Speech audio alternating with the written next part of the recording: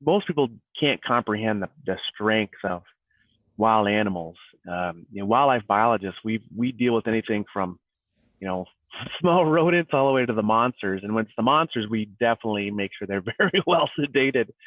But you'd be surprised that, a raccoon, a fox, a bobcat, even those smaller animals that most people don't think of, there's no way a human can control that animal when they want to use their power.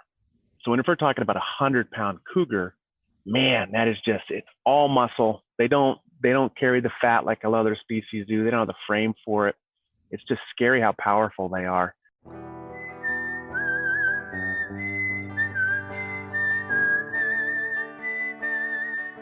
These are stories of outdoor adventure and expert advice from folks with calloused hands. I'm James Nash, and this is the Six Ranch Podcast.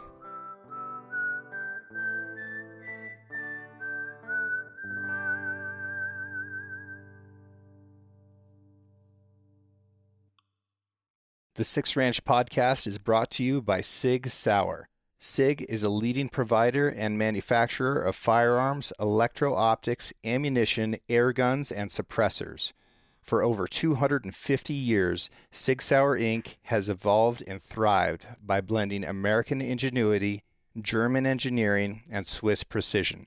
Today, Sig Sauer is synonymous with industry-leading quality and innovation, which has made it the brand of choice amongst the U.S. military, the global defense community, law enforcement, competitive shooters, hunters, and responsible citizens.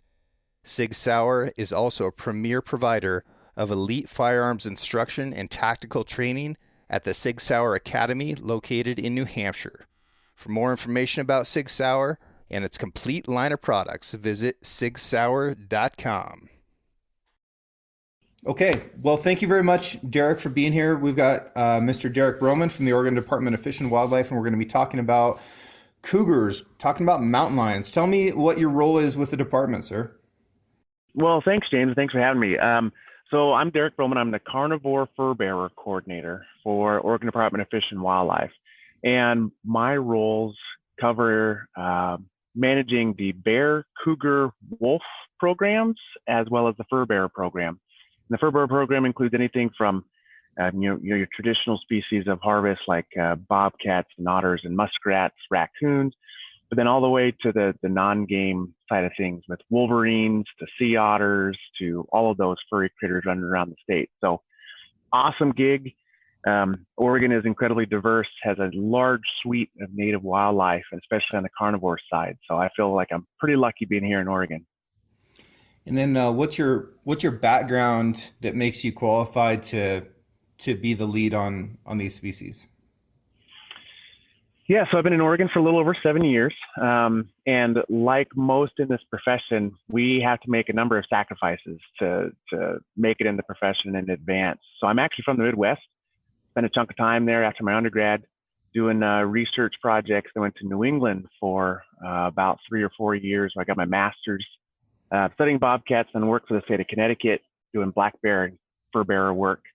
And then I was in Texas, actually working for the state in Dallas-Fort Worth as a wildlife biologist down there, but I kept doing my carnivore research. So most of my background is in bobcat and black bear research. So it has that carnivore side, but always doing the fur bearer world. But I mean, honestly, I got started in aquatic macroinvertebrates, stream restoration, worked my way up to greater prairie chickens in Kansas. So it's fun to have a diverse background and find out what you like, but also what you don't like. But definitely means having to bounce around a lot of places and getting to know a lot of different people and a bunch of different options and solutions out there. So proud of my past and what it took to get here. Definitely think that this is a heck of a good spot. Yeah. Well, I like almost all the things that you just listed off. In fact, when this show was first getting started, we did a series on aquatic macroinvertebrates. So we had a caddis episode, and a mayfly episode, and a stonefly episode. It was really fun. And they were all things that I felt like I knew quite a bit about. But as soon as you start to research anything, you figure out how much more there is to learn. And that's definitely the case with cougars, which is one of the most emotionally dividing animals in the state. Less so than wolves. I'll definitely go out on that limb and say that it's less emotionally divisive than wolves. But people have feelings about cougars, and they have for most of my life. I mean, I was born in 1986, and when I was first starting to get old enough to have my own hounds and start to chase lions with hounds, that's when that all went away in Oregon. And people have had really strong feelings both before and after that, and probably will continue to. But what we're going to try and talk about today is the animal itself, a little bit about its history, how it's being managed, where things are going, and then how it's interacting with the other species in its habitat. So one of the things that I found very interesting in reading through the Cougar Management Plan, which was most recently published in 2017 and is a girthy 214 pages, is that there are 15 subspecies of cougars in the country, and 3 of them are in Oregon. Well, I mean, that depends on whether you're a lumper or a splitter, meaning that are you one of those people that loves to say, oh my God, there's just the tiniest difference in DNA. We're going to call it a different subspecies or a different species. I'm definitely much more on the lumper side of things, especially with the new advances in genetics. You find new ways to split things that we previously thought were the same. But yeah, we've got those animals that are tied to particular landscape features, and yeah, you can kind of tease that out a bit genetically. But otherwise, outside of kind of the genetic, academic, mammalogy world, functionally, it doesn't mean a whole lot for us, especially when it comes to management of species. So up until 1967, the cougar was just considered a predator, meaning that it was not managed really at all. And there probably weren't very many of them in the state at that time. The estimate was around 200. But I can't imagine like what models they were using in the 60s to determine how many cougars were in the state. It's a very difficult job. You can live in the West, live in the woods your whole life and never see a cougar. And that does not have any bearing whatsoever on how many of them there are around. So a difficult task, but we can say safely that there were fewer of them then than there are now. And then they started getting managed as a game animal, and we've gone through a few iterations of cougar management plans. About how many cougars are in Oregon now? So great history there, James. And one of the things I want to not overlook is the fact that like we pretty much were almost at the point of extinction for that animal in the state. Granted, yeah, models did not exist back then, so it was kind of like a best guess as to rate of occurrence of people coming across these animals. But animal numbers have increased. Now we're looking at about 7,000 cougars across all age classes, and that's across the state of Oregon. And I want to first kind of point out that like that little caveat of across all age classes, a lot of times, especially for other states in the US, when they present numbers on cougars or even bears and things like that, will only present numbers on adults. But in Oregon, you'll hear me say this over and over again, we collect so much information on these animals, whether those are harvested or they show up dead on somebody's backyard, or they're hit by a car, whatever it may be, we collect that information and factor that into our management decision making and our models. So even if a kitten or a youngster gets hit by a car, that counts. And so our model spits out estimates that include all age classes. So of that 7,000 that I'm talking about, when it comes to our adult population, we're closer to like 3,500, maybe 4,000 adults. So I know that gets some people worked up. They're like, oh my God, Oregon has 7,000 and the states around them have half that. And it's like, well, it's because we're presenting all age classes, which sometimes we get some grief with because some people are saying, well, you're just presenting a misleading number. You're inflating things too high to get people worked up. And our answer is no, we're just being open and honest. Like if we have that information, we have that data, why not present it? Because we record it. Whether animal dies for whatever reason, that information is something we harness. Other states don't. So yeah, up to 7,000. Many cases I think we're probably at or nearing carrying capacity for that animal for much of the state. Okay. We're going to throw around a couple terms today quite a bit. One of them is carrying capacity and another is management objective, or MO. What is the difference between MO and carrying capacity? So working backwards, carrying capacity is kind of more of a scientific term, meaning that the number of individuals, number of animals that a habitat or an area can support. So think of it in terms of, is there enough food to go around, and how many animals can this amount of food support? So that's very much, we call it biological carrying capacity. There's also a social carrying capacity, which is how many animals can the public support being present, which sometimes those two numbers could be very different.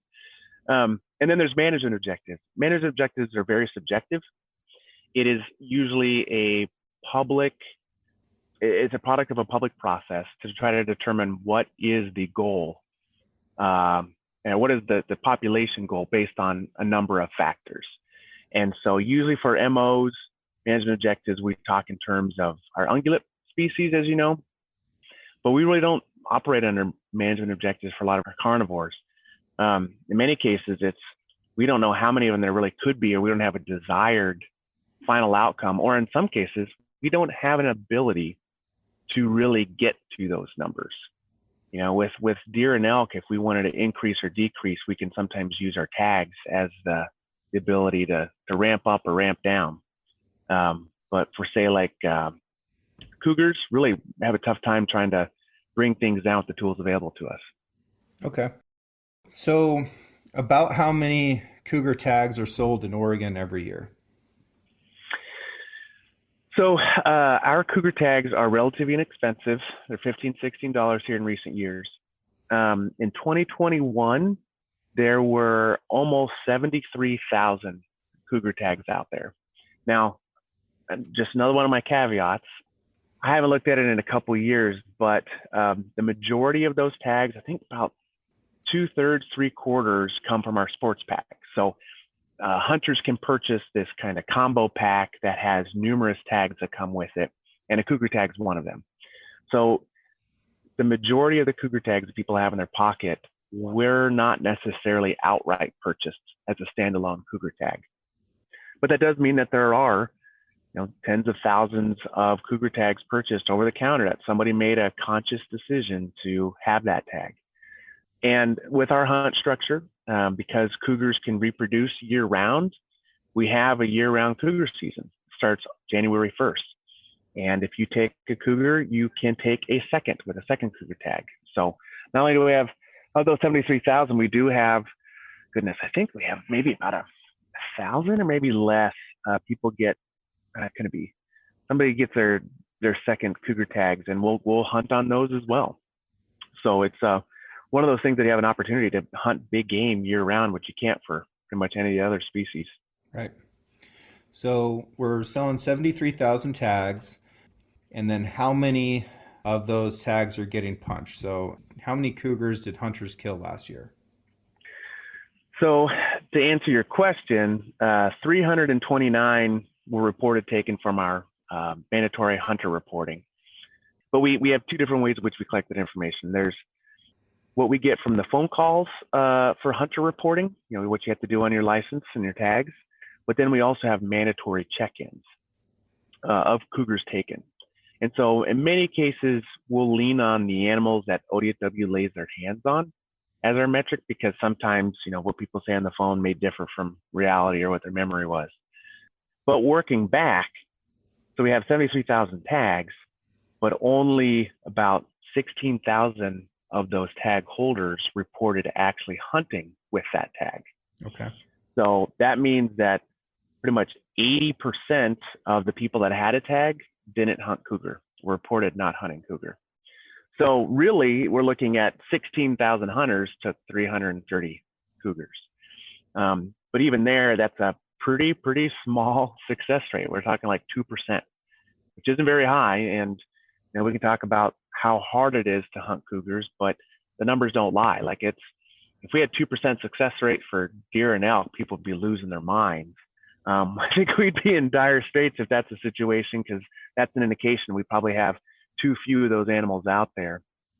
But 2% success rate is really just a product of that animal being so darn hard to hunt, but then also a lot of people not knowing how to hunt them. So it's a kind of a perfect scenario, perfect suite of challenges. But yeah, but still some people do it. There's some people gung-ho and are very successful and are punching both tags every year. Yeah, very few of those people.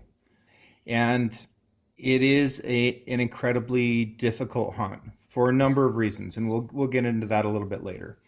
What are some of the oldest cougars that have been checked in Oregon? Well, if you know the answer, I don't want you to answer, but I mean, what do you think? How old do you think the oldest cougar's been in the state of Oregon? I would think in its 20s, probably. So we had a 19-year-old female taken in the Ochiko unit in 2016. Yeah. We've also had a handful of 17-year-olds and 18-year-olds, but that's old. Yeah. We so to get back like our state numbers, we've got a cougar population model, and we break up the state in 6 different zones, and we've got a model for each one of them. Well, when the model was being created, we were like, look, these animals can't live forever, so we are assuming that they don't live past 18. Mm-hmm. So we're like, we've got biological justification behind this, but we're also like, they're not going to live that long. Here we are having animals repeatedly violate that assumption, which I think is incredible, because it's like, holy cow, these animals, they're out there, they're making a living. I mean, any wild critter, it's a tough go. Even Sure. if you're the, baddest cat on the block, you're still having to fight and survive on an hourly basis, quite honestly. That if we're having 19-year-old cougars, and I think we've got 2 now 31-year-old bears Yeah. that have shown up, like that's incredible. Certainly, though, I mean, when you see them, like they're all gummed out. They've got nothing left, not a tooth left in the head, which it's like cripes. I bet they're probably wishing they would have tipped over years ago, but they made a living. It's impressive. Well, as an omnivore, a bear can get by without teeth. And they do. There are bears that have absolutely 0 teeth and can live like that. But as a carnivore, if a cougar breaks its teeth or loses its teeth, it's in a bad situation. If it gets a tooth infection, it's in a bad situation. So I think that probably helps account for the shorter lifespan of a cougar versus a bear. Yeah, and you got especially the territoriality is a substantial factor.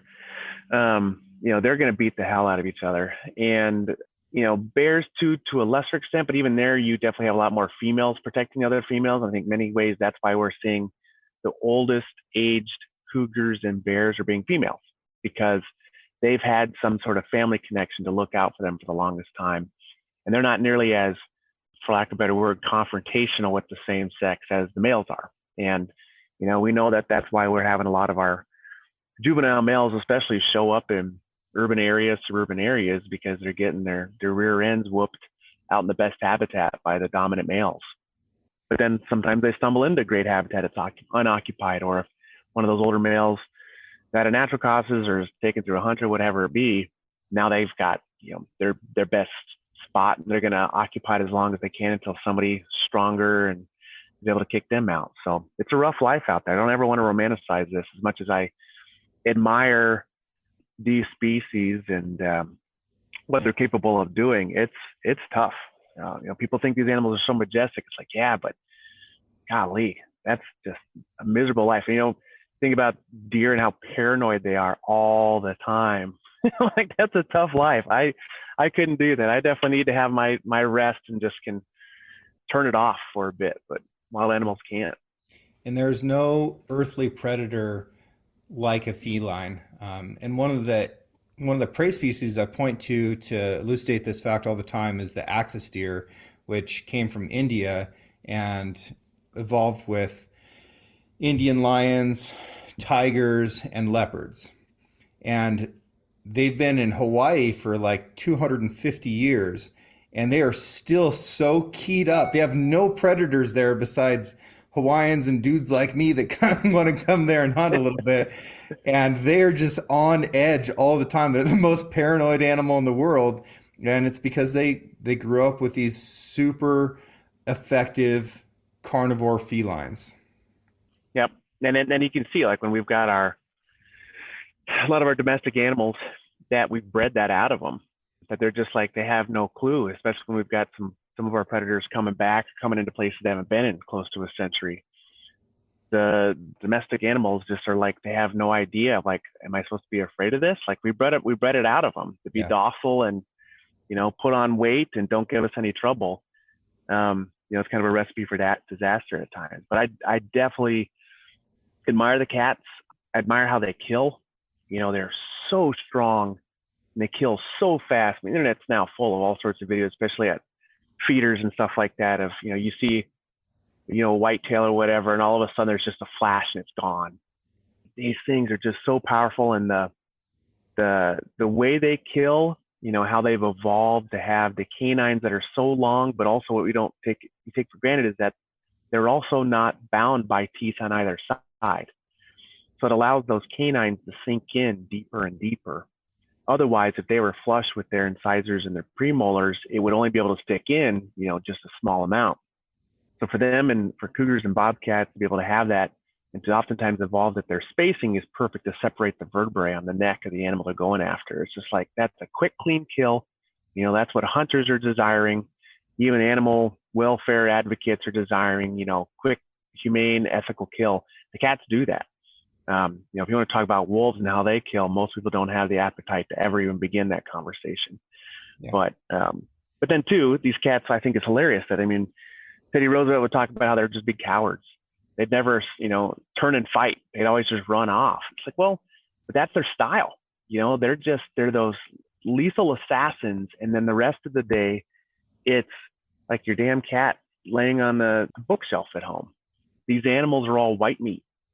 Anybody that's ever done a necropsy or harvested one, you'll see like the meat color is a real light pink, like bobcat. You talk about white meat, dark meat. If you start talking physiology and mammalogy, those are, the dark meat is the stuff that has endurance. Those are the birds that can fly forever, the animals that can run forever. It's the light meat that's the muscle tissue that is just, one and done. And so I remember we've done this with our cougar study, monitoring these things, looking at GPS collars. But when I was doing some bobcat work in the Midwest, we were out, I think we have to follow like a single animal for 6 hours because there was some caveat that we wanted to explore. And sure enough, some of the times I would sit for 6 hours and the animal wouldn't move. But it's because, they're sleeping or resting 20 to 23 hours a day, and then they're just going to be an explosive killer for that short amount of time versus, coyotes or especially weasels, mustelids, they operate totally differently. They are slow, they could kind of run the marathon type of thing. Their strategy is that they just bump into something. And then they'll do some mousing, but it's, not going to be explosive. They're not going to work up a real good sneak on anything. They just hopefully run into something or can outrun it. And it's just totally different strategies. Really cool. Those animals have evolved, but the cat power, I kind of respect that. It's just like they can flip that switch. Anybody that's had house cats or barn cats, whatever, can see like, it looks like some lazy turd. And then all of a sudden they flip the switch and they're pure crazy. You definitely get that with the wildcats as well. And that's pretty awesome. Yeah, there's a lot of similarities in behavior between a domestic cat and a wild cat, much more so than a domestic dog and a wild dog, I would say. But when we're talking about this fast twitch muscle, do you have any data on like how far a cougar can jump, or what their capabilities of movement actually are? Nothing that the state would have. Some of those things about the animal physiology, those can come from like researchers and a lot of textbooks like that. But we always hear anecdotal stories, especially people from, posted up or in a tree stand, seeing like the cat walks along and all of a sudden it's just like, magic. It just floats from ground level to all of a sudden 20 feet up, just like without even any effort. It's just like they are so powerful. Most people can't comprehend the strength of wild animals. Wildlife biologists, we deal with anything from, small rodents all the way to the monsters. And when it's the monsters, we definitely make sure they're very well sedated. But you'd be surprised that, a raccoon, a fox, a bobcat, even those smaller animals that most people don't think of, there's no way a human can control that animal when they want to use their power. So when we're talking about 100-pound cougar, man, that is just, it's all muscle. They don't carry the fat like a lot of other species do. They don't have the frame for it. It's just scary how powerful they are. But it's incredible. But at the same time, like they keep getting their butts kicked by wolves and bears and other things that I think they just are more forward thinking, recognizing like the fight's not worth it. I could probably kick this coyote's butt and kick this wolf's butt, but better for me just to go back and stay safe. I'll get my next kill. I'll be all right. Yep. And that is something that can increase the number of prey species that a cougar does kill, is if they're constantly losing their kills to bears or to wolves or something else, then they'll end up killing more animals than they normally would. Yep, and they'll typically, they might start going to more animals, but just smaller animals, Yeah. right? So they still have the same energetic need, and ideally they'll be able to kill something, cache it, and then come back to it and get most of it. But inevitable that the other animals have a better sense of smell. They're going to find it, and so it's just a matter of time before somebody comes in and kicks them off it. But it is awesome, I'm sure, and we do it with research when we're actually trying to get at kill sites and resource partitioning. Like we'll put up cameras on these kills and then see who comes by. And there's some incredible stuff now. There's even some cat work in Utah, where they're seeing multiple adult female cougars to come in and feed off the same kill with their kittens. So we used to think like purely solitary, right? So females don't like other females, males don't like other males. But now we're starting to see evidence of, well, most likely related adult females even sharing a kill with their kittens. So that's pretty crazy, pretty impressive. But then usually it's a matter of time before then somebody else bumps them off, and now a bear is rigorously defending that kill. And to be fair, like cats can't eat everything either. They have the teeth and the tongue for taking care of the meat and the soft stuff. They don't have the bones for crushing. Yep. So that's too, like when we go do our kill site investigations, we have that very clear how this animal killed and then how it fed tells us who that could be or not be. Same thing with like our wolf livestock depredation investigations. Like there's a very clear signature for all of our carnivores. Most people don't know that, like they've never looked into a cougar mouth for good reason, or hell, even your house cat. They look so stupid trying to eat dry food because they don't have any teeth for grinding. Nothing. They've got basically a mouthful of razor blades, and it makes it impossible to crush things. So a lot of times cougars don't break bones if you're going to find a cougar kill or if they've been feeding on it. So you'll have like pretty much a whole skeleton intact because they're not going to break open the bones and feed on the marrow like you would with your coyotes or your bears. Even ribs? There's always exceptions. I'd say smaller animal, it could, especially softer, a little bit more flexible. But if you get, your adults, which they do take at times, far less likely that's being the case, especially because, Gotcha. there's nothing in the rib that's of real nutritious value versus going for a larger bone with some marrow inside of it. Yeah. Yeah. How big do cougars get in Oregon? Big. We don't record weight because stuff that comes to us is already field dressed, or for the information that we need to collect, even if it's like a roadkill, we just need basically head and hide at best, and usually reproductive tract, which is required to be turned in for females. But I've heard plenty of recounts of, well north of 100. Definitely our females are going to be in the, can hover around 100, usually a little bit less, but you get all sorts of stories of just big fat toms that get up there. So I'm sure everybody's heard different stories, especially, field weight based on somebody just grabbing it underneath the forelegs and lifting it up and saying, oh, it's 600 pounds. You get a lot of that, and then just, nod my head and go, sure, okay. I say that, and there was when I was in Texas, somebody did a study. They had a picture of a hogzilla. I think it was a study. They took this one picture of a feral hog and took it to a whole bunch of hunters and got everybody's weight measurement. And the average was like 200 pounds more than it was. And it was just kind of like this, we always love to come up with, oh, that's a 600-pound bear. And it's like, do you have any idea what that would be? Like that thing would be so big it wouldn't even fit in the bed of your truck. But yeah, some of these cats are thick, and like I said too, it's all muscle. So that's just impressive that they got that big, knowing that they have to stay light to be effective killers. Versus, some of our ungulates and stuff like that, like bagging a big bull, you've got a whole lot of guts and intestines there that just a lot of weight that I don't think counts. Yep.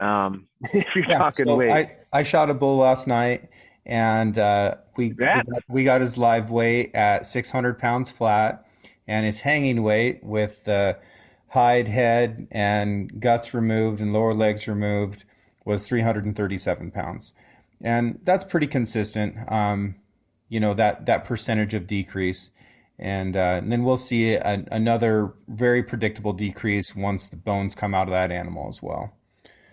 Yeah, and with our cats, I mean, they don't have much for intestines. So because I said, these teeth are just razor blades, they don't have a digestive system to process hair and bones and things like that. So they've got a really short GI tract, so not a whole lot of intestine. So it allows them to have an even smaller, lighter body based on their organs. So it's like, this is like a kind of an ultimate killing machine. It's pretty awesome. Well, getting to that, one of the reasons that I'm really interested in cougars is because I'm really concerned about mule deer. And what is commonly talked about in eastern Oregon, where I live, is that one of the primary reasons that the mule deer population is so low is because the mountain lion population is so high. It's more complicated than that. And depending on what people are mad at, that tends to be the thing that they blame. So I've found that people will blame highways if they're mad about the roads, or they'll blame ranchers if they're mad about agriculture, or they'll blame cougars if they're mad about cougars or wolves or whatever. But typically, if you say, why do you think the mule deer population is in decline? They'll say, well, it's because of blank. And mule deer have been in decline throughout the range of their habitat since 1959 in all western states. Their numbers are declining, but they're declining rapidly in Oregon in a way that really concerns me. So a few numbers to kick around. We're selling 73,000 lion tags. That's like $1.2 million in tag sales. And then for this audience, just so you know, a mountain lion tag in Oregon costs $16.50, and that's for residents and non-residents alike. So it is a very inexpensive hunting opportunity. And out of those 73,000 people, we're killing around 300 lions. That makes it the most difficult hunt in the United States, period.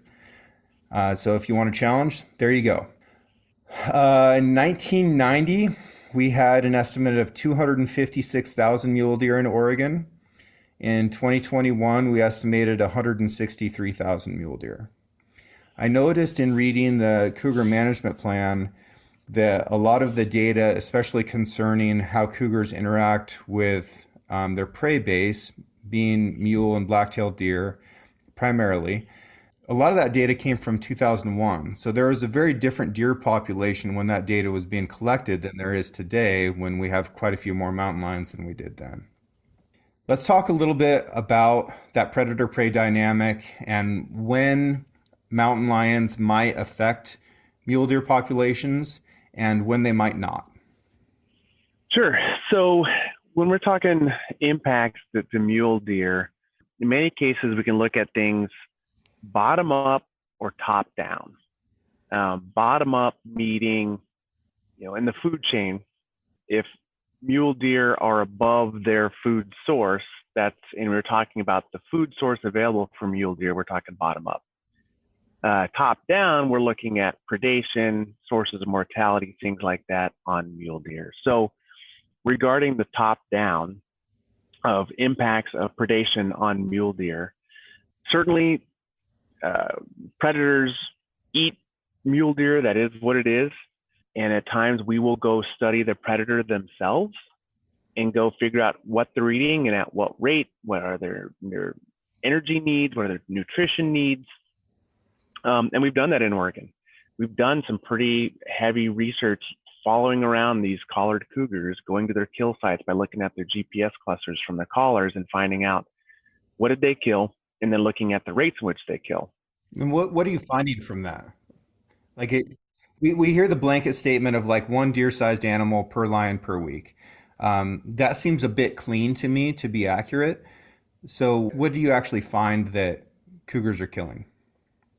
Yeah, so that one deer per week, or deer given air quotes, that's averaged across the whole year and across all of the different age classes and sexes of cougars.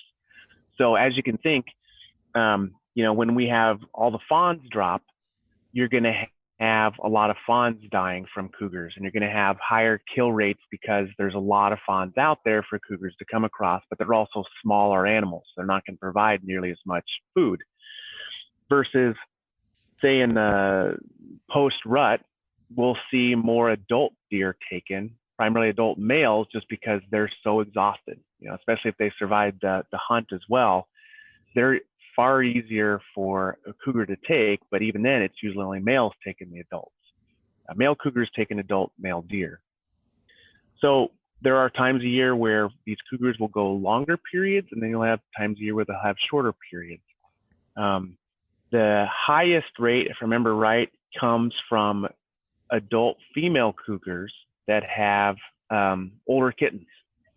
So once they start to get, I think, like 6 months in age, that energy requirement for feeding the young causes these females to kill faster and more frequently than any of the others, especially for lone females. So, depending on the situation, these kill rates are higher or lower. And we're not, the problem is people think, a deer per week, we're thinking Boone and Crockett buck per week. When in reality, we could be talking just a whole bunch of fawns that some of them were going to die anyways. Sure. And some of this stuff doesn't pencil out. So if you take that 7,000 times 52, that's 364,000 deer a year. And we're estimating 163,000 deer in the state. So it's impossible for them to be killing twice as many deer as the number of deer that we have. Another thing that people have to keep in mind is that 163,000 number is after all of the hunting seasons. So that doesn't include the number of deer that occurred and were deleted in one way or another between May and December, whenever the deer counts begin. Yeah, and so that's why I try to emphasize that this is an energetic need, and oftentimes they're not getting the full kill that they would if they weren't getting bumped off. So some people think, oh my God, the cougars are eating stuff and the bears are eating stuff, the coyotes are eating stuff. Well, sometimes it's literally the same animal. They just come across it at different times. So it's not that each one of those animals kills a deer. It's like they might be killing and eating the same one. But also that's one study from Northeastern Oregon. It's hard to say that this applies across large scales, but that's where I think that's a great lesson to show why you can't just look at things top down. If we said that if we're only ever going to study cougars to find out their impact on mule deer, then we've likely missed the boat. Because if you want to know what happens to mule deer, why don't you study mule deer and see what happens? And so that's where there's the other side of the coin, which is the bottom up. Let's collar a boatload of mule deer, which we have done and we continue to do. Let's find out what their survival rates are. Let's find out the greatest limiting factors to population growth. Let's try to see what management tools are most appropriate for us to meet our objectives or our management objectives. And so that's where it puts some of this into context that, even when we do collar deer, oftentimes cougars are the number one documented source of natural mortality. So we could say, hey, yep, most of our deer when they died were killed by cougars. But then the follow-up question is, but what does that mean? Is it additive or compensatory, which is another kind of suite of scientific terms, meaning that if it's additive, it means that it's going to have a greater impact. We could potentially see a decline. It's going to be beyond what naturally occurs for that population versus compensatory, which is basically by removing that animal, there's compensation that occurs naturally through that herd. And that's very much what our hunt structure is like. We talk about this harvestable surplus, that we've got a lot of animals that are not going to survive the winter. So what we do is we remove a bunch through hunting, that now frees up resources for those that survive. And now they're healthier, stronger, and going to survive that winter. So by us collaring mule deer and following them around, we can find out what their mortality rates are like and whether that take by cougars is additive or compensatory. And then too, there's a whole bunch of other caveats that I have to throw out there that like, well, cougars killing deer is kind of easy to tell. We oftentimes, when we're following deer around, half of them die and we just don't know what killed them. There may not be enough left for us to tell, but if it's a cougar, it has better signs. So in some cases, we're a little bit biased high on cougar kills when collaring animals and following them around to find out sources of mortality. But that is really what's most important to try to figure out. If you want to know what's going on with mule deer, follow mule deer. So most of the work that's been done in Oregon and across the range of mule deer, we generally see that while predation occurs, it's usually compensatory. So usually when deer are nearing carrying capacity, meaning that they basically have as many deer as they can have based on the resources available to them. So, if a cougar picks off some deer and they're near carrying capacity, that's actually a good thing because then they just fill it back in because now there's more resources available because there's fewer mouths to feed.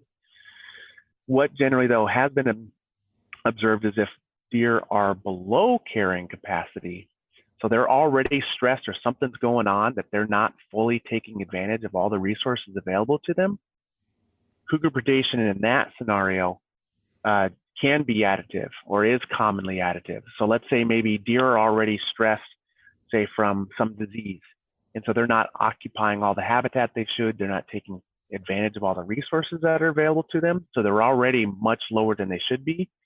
Cougar predation at that time could accelerate that decline. Okay. And so that's kind of some general norms, but it's so darn difficult to even speak in generalities or in black and white terms because it's complicated, it's messy.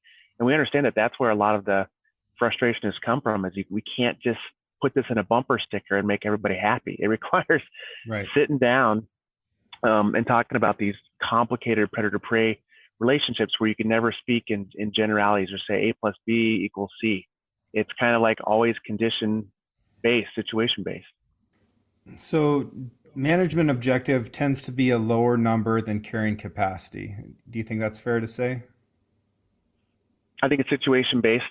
I think carrying capacity is far more flexible and adaptive than management objectives because management objectives get set and then we usually don't visit them for some period of time. And over that time, you could have had substantial fires, which immediately are a negative, but then as we know with green up, it's a boom. We get a big explosion of our ungulates, but then there's always the fear of invasive grasses, juniper, things like that could actually be reducing carrying capacity without us knowing.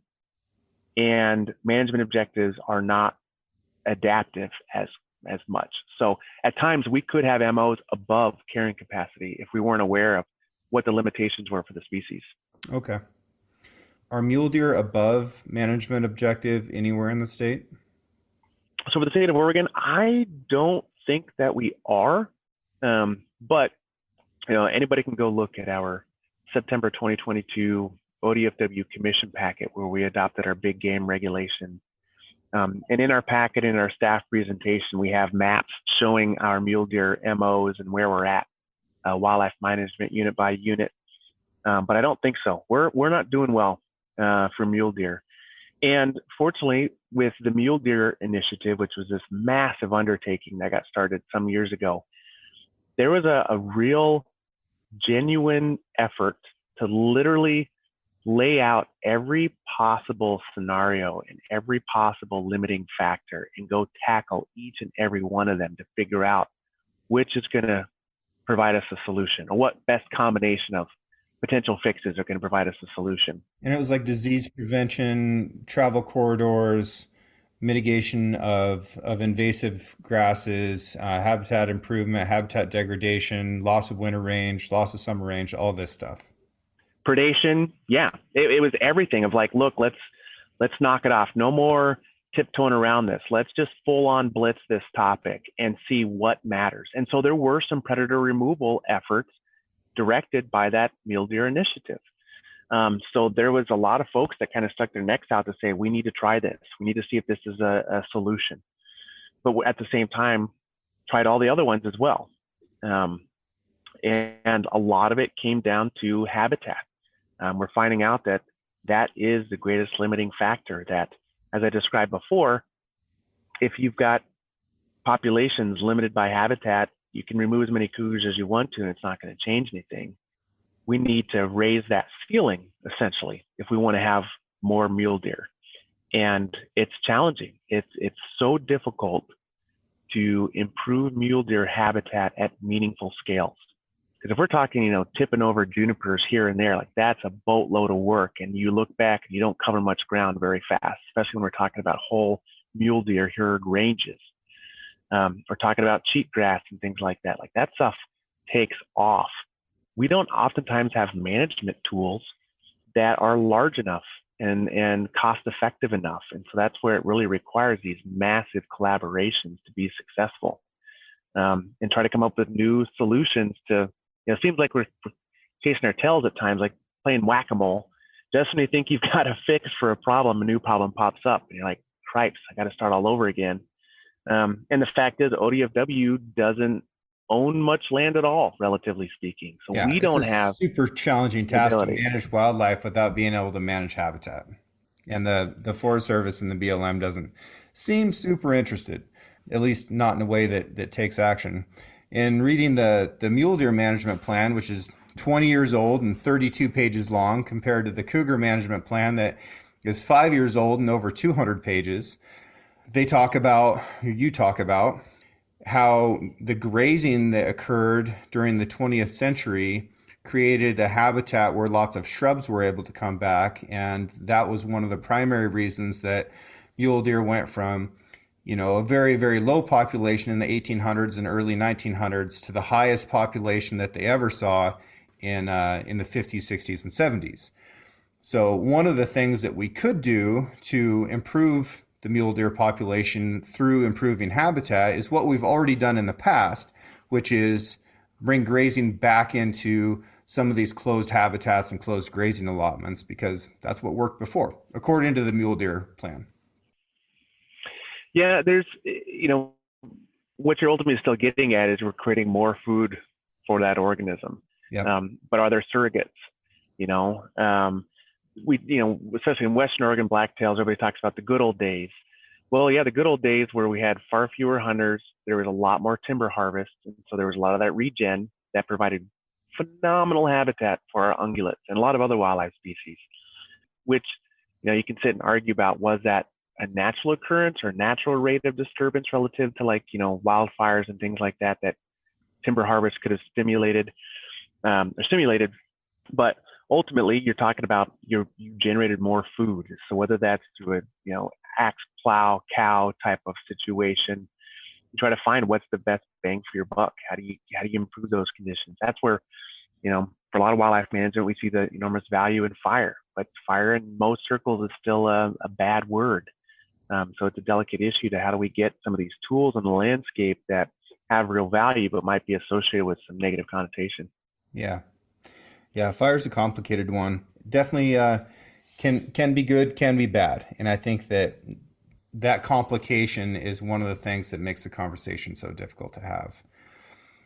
One of the things that I found interesting in the cougar management plan is how whitetail impact the whole scenario. And something that's near and dear to me in Wallowa County is we have a new whitetail population that, the very first deer showed up in, from what I can tell, the late 70s, early 80s. When I was a kid, it was still worth telling people if you saw one, like that was something that would be interesting. Now, if you told somebody that you saw a whitetail, they would, politely but firmly ask you to go back to Bend or Portland or wherever you came from, because they are, by far the larger population than mule deer. There's lots and lots of whitetail. But what is happening and what's been documented in your cougar plan is that lions will come out of the mountains in the wintertime where whitetail and mule deer are sharing the same habitat, and they'll feed on both of them. And because they have lots of food there, the cougar population can grow. And then in the summer, when the mule deer move into the high country, the whitetail get to stay put and increase their population. But the mule deer, which are already struggling, get picked off by the cougars that are following them. And then the mule deer bring the cougars up to where the bighorns live, and then the bighorn populations suffer. And in the Eagle Caps, just in the last couple of years, we've lost one of our only Rocky Mountain bighorn sheep hunts in the state because the population can't sustain hunter harvest anymore. And that makes a lot of sense given this whitetail mule deer, cougar, bighorn sheep situation. And this is the type of complexity that occurs. So if we're going to talk about one of the ways that we can help mule deer, which is really the point that I've been trying to get to, one of the best ways we can do it is by, instead of hunting mule deer, we hunt whitetail deer on the same tag, because right now our deer tags aren't separated by species. So that's a pretty cool thing. So you just say, hey, instead of shooting this forked horn mule deer buck, I'm going to shoot this whitetail buck instead, and whitetail tastes better. There's not a lot of reasons not to do it. So I want to encourage people to hunt more whitetail when they can. Well, and these complexities are, maddening, right? Because we think that like, okay, we got this figured out, and it's like, holy crap, we had no idea that this relationship existed. And some of it, it's, kind of the fault of the profession for digging deeper and deeper and deeper and finding out these relationships. And at times it's like, okay, this just might create a new avenue, but at the same time, it's like, oh my God, this is like, a beautiful mind where there's just like, you're looking at this wall plastered with photos and strings attached to all of these places that it's so ungodly messy that in many cases too, if you had robust, that's the fear. If you have robust prey available or you have robust habitat for your ungulates, who cares if they keep picking each other off? It's okay. They're gonna compensate. But it's when we see that drought, or we see an invasive species, or we see a fire that doesn't get the right regeneration that we want, that all of a sudden everything is hot and we're packed with predators, and all of a sudden the floor falls out for our ungulates, and now they're sitting around like lame duck. That's just that's definitely one of the issues with the bighorns, is that if we have mule deer decline, the cougars that have been feeding on them now switch to bighorns. And then that's how we've got some of these situations in numerous mountain ranges across the western United States where we've seen cougars target in on bighorns and actually cause some bighorn reintroduction efforts to completely fail. So it's like, this is messier than we ever thought. We thought we could just like take some bighorns, dump them here, and everything's going to be happy as long as they don't get disease. But now we find out some of our local cats figured it out and they're picking them off. It's just maddening. But again, that's just more knowledge generates those types of things. So it's a blessing and a curse. Sure. Okay. So laying it out here, we have a mule deer population that's in decline for a number of reasons. We have a cougar population that's doing extremely well. They are at carrying capacity or close to it throughout the 6 different habitat districts that are laid out in Oregon. We have a very accessible hunt for cougars available. It's inexpensive to get the tag and the license, and you can hunt year round. It's challenging, it's difficult, and public land is a perfect place to do it because there's a lot of lions on public land. So if I'm listening to this podcast, I'm like, you know what? I want to go to Oregon, or I'm already in Oregon, and I'm going to go mountain lion hunting. Where does somebody start? Because we can't use dogs due to a ballot measure in 1995, and nobody gets to blame ODFW for that, because it takes a ballot measure to change a ballot measure. So now that we've opened that ugly can of worms, it's on us as a voting population to change that if we want to. But if I want to go mountain lion hunting with the tools that are available to me legally now, how do I do it? So if you want to go hunting for cougars, it's you can pretty much go anywhere in the state at this point. We're seeing, the North Coast and the Willamette Valley and the North Cascades are kind of the last major cougar habitats that are filling back in. Otherwise, they're probably nearing capacity everywhere else in the state. We even have cats out in the high desert. So first off, find your cover, find places where you're going to have your typical prey. You're going to look for your deer. Now, if you want to increase the odds, you go where we have higher cougar densities, and that's Northeast Oregon, Southwest Oregon. In fact, our cougar densities that we've detected in the state of Oregon are were previously off the charts, but now with new techniques, other states are starting to see similar numbers. But we've even documented cougar populations likely being so high, we saw a density-dependent response where basically many cougars in this area got an intestinal worm and caused the population to basically probably fall back to where it should have been. That's unheard of for solitary large carnivores. You don't normally have that type of a disease impact until you're really over carrying capacity. Right. So we saw as many as 23 cougars per 100 square miles in the Mount Emily unit. That's incredible. We've got a lot of cats. We've got a lot of cats. So northeast, southwest is best if you want to increase your odds, but ultimately you can go anywhere. From there, again, it's a year-round season. We do have these quotas. They're more so mortality caps we're not supposed to exceed. We'd almost never exceed those. So come this time of year, which is late October, you absolutely are probably able to hunt still anywhere you want to go. When we get a little bit of moisture, get better tracking conditions, really you're going to want to call these animals in. But if you can at least get into some recent sign, that's the best place to start. So especially if you have snow, you can run those roads, cut some tracks, and then know at least you got an animal that's been here recently.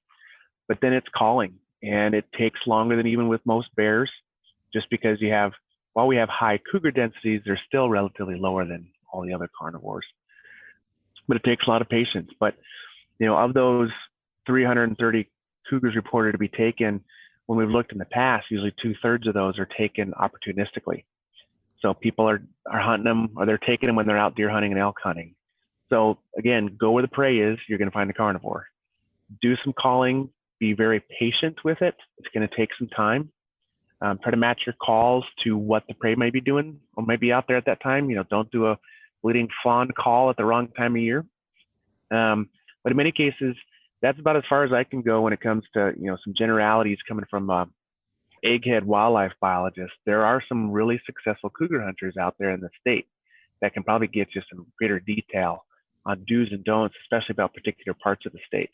But ODFW, we are trying to have more educational workshops and things like that to get those skills into the hands of other hunters. Even just like hounding and trapping, there's some skills that I think we're losing over time. But even now, I think we only have like 150, 160 bobcat hounders. If we even had people say, what if we had hounds come back? It's going to be a lot of people having to learn how to do that because their dogs aren't trained up on it. It's a totally different skill set. But we know that when we have 73,000 tags, we only have 20% of the hunters even participating. In some cases, people want to know how can more cougars be taken? You could increase things by just a single percent, and now that's a substantial change. If you were able to say half of our licensed hunters hunted cougars, that would be a substantial impact. Or if rather than our success rate being 2%, what if it was 3%? That would actually generate a couple hundred more cougars taken annually. So it's not impossible. It's kind of this numbers game. We've got a lot of people that could lawfully take the animal. They just don't know how to, or they don't take the time to. And so trying to find some strategic ways to get more people motivated to go participate because the resource is there.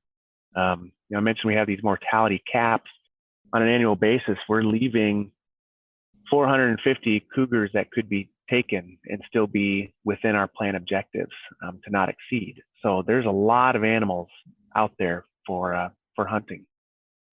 Yeah, well, that's good information, and I agree. Calling is a good tactic. One of the only other intentional cougar hunting methods that has much effect at all is walking a track down. If you have conditions like a fresh snow where it's easy to follow a track, at the end of that track is a cougar 100% of the time.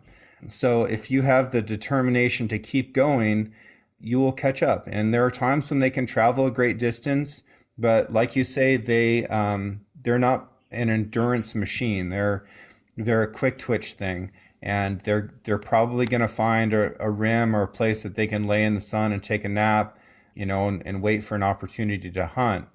And then another technique that is helpful with a track is if you follow it backwards, and if you find a place where a cougar is coming and going to a spot, it's probably got a kill right there and will return to that again. So that would be a place that you can set up an ambush if you're not physically able to traverse a lot of tough country following a cougar. So those are some ways that I would throw it out there. I have hunted my entire life, and it's my profession to hunt, and I've never gone hunting for cougars and killed a cougar, although I have tried a hell of a lot and will continue to try.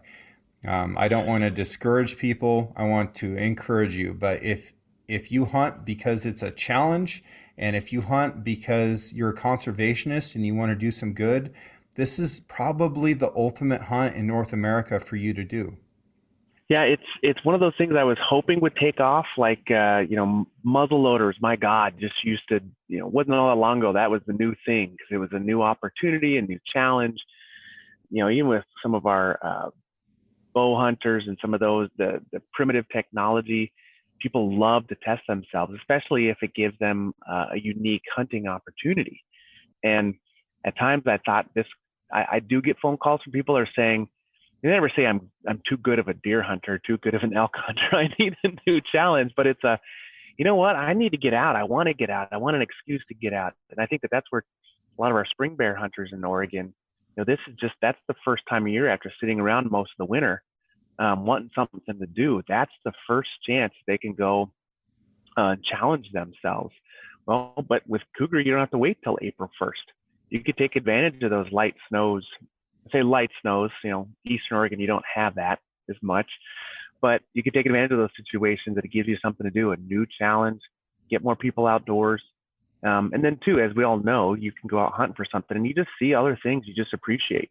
You just get to observe things that otherwise you wouldn't be out that time of year. Yeah. Cutting other tracks, trying to get good at detecting and recognizing certain species or size. That is the tricky thing with cougar hunting. And I almost said lion hunting. One fun fact is years ago, one of the ODFW commissioners corrected staff when they said mountain lions. And the commissioner said, we don't have mountain lions in Oregon. We have cougars, which it's the same animal, just different names. Same thing with a painter or a Florida panther, same exact species.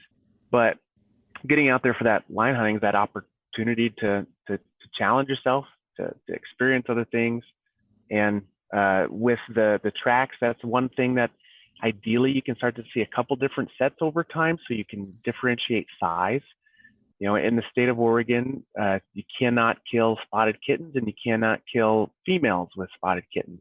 So it's harder without the use of hounds.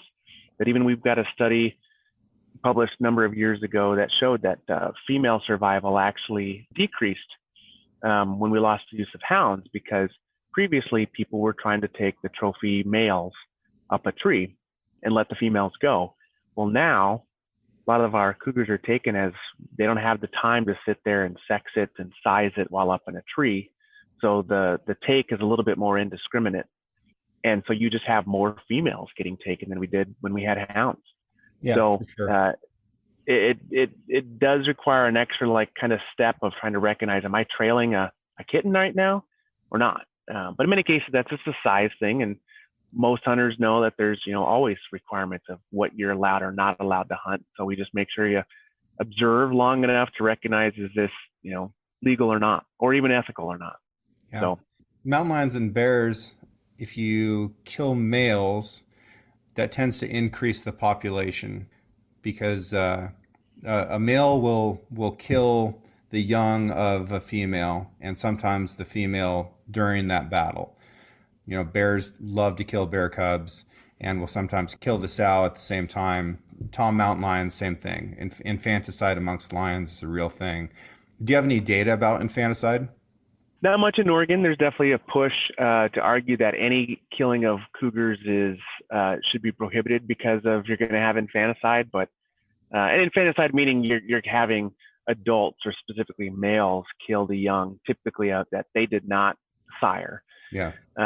But I mean, it's natural. It occurs. It's observed in Yellowstone where there isn't any cougar hunting. So it's something that happens in nature. But again, that's kind of like oftentimes it's compensatory. Like it doesn't happen enough to cause a population decline. But there is, sometimes some turmoil. If you've got a large resident tom in an area and he tips over, you're going to have a lot of youngsters all show up fighting for that spot. So there will be a little bit of turmoil for the time being, but then somebody will take hold, or sometimes, if a tom that's been there long enough, you could almost fit a couple juvenile males in there, and they can, make it work.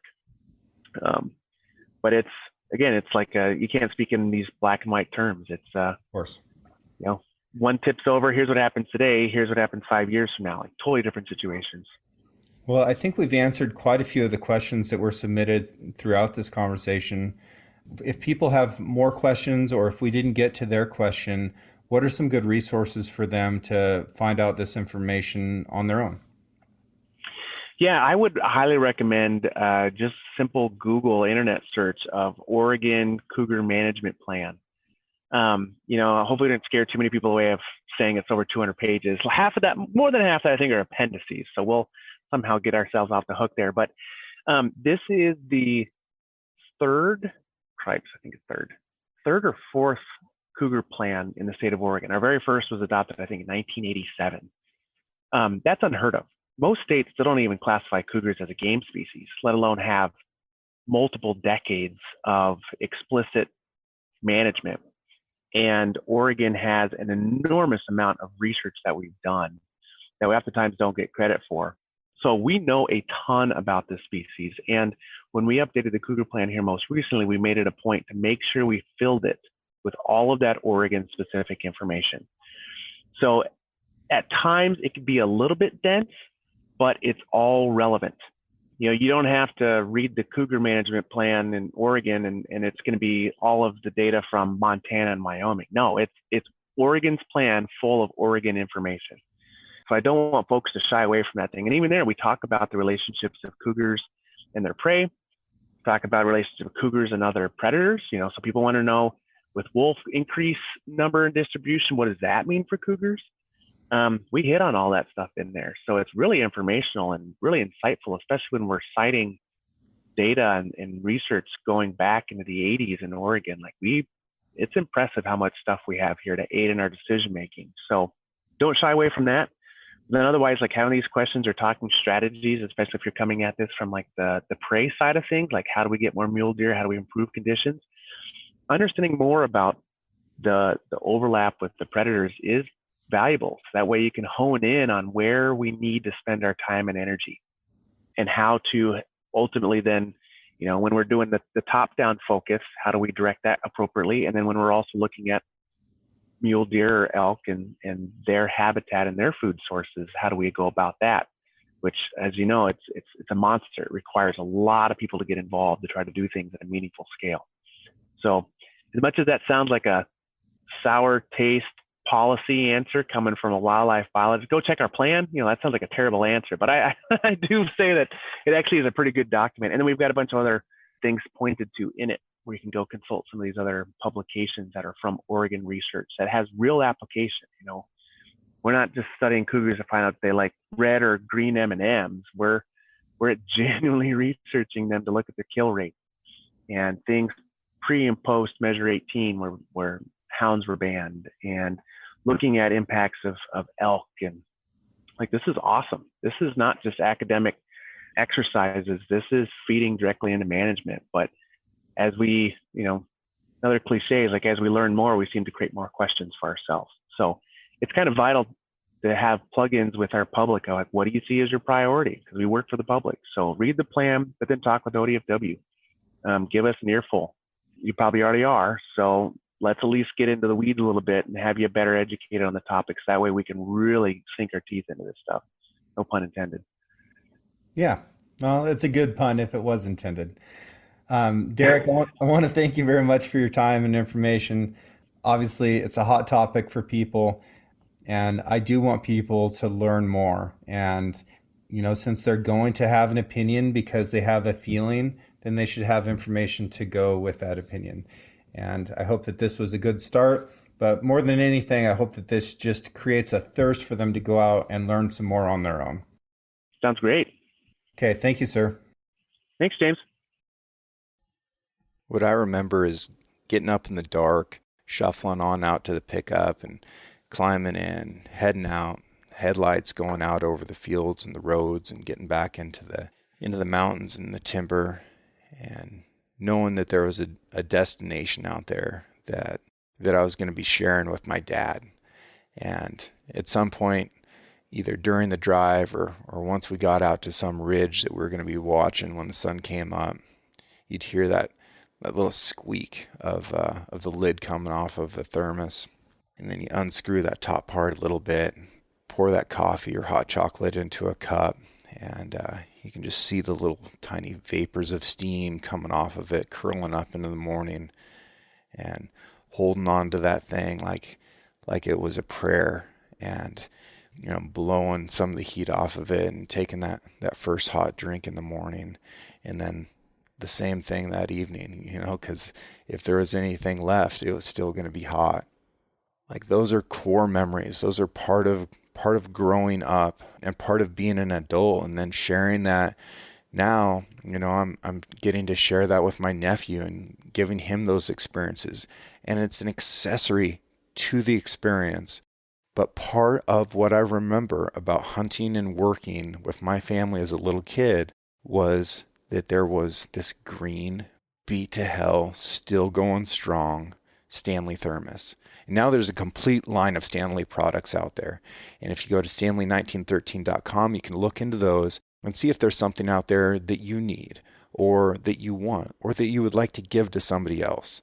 And if you use the discount code 6RANCH, the number 6 and the word ranch, and you can get 25% off of just about anything in their store. I encourage you to do it. They're great supporters of this show. They're great supporters of this audience. I love you guys. Thank you so much for listening. Thank you for all of your support and your attention. We're not stopping. We're going strong. And I'm glad to pass along this discount to you guys. And I hope that you find something that can help develop that core memory for you and the people that you love.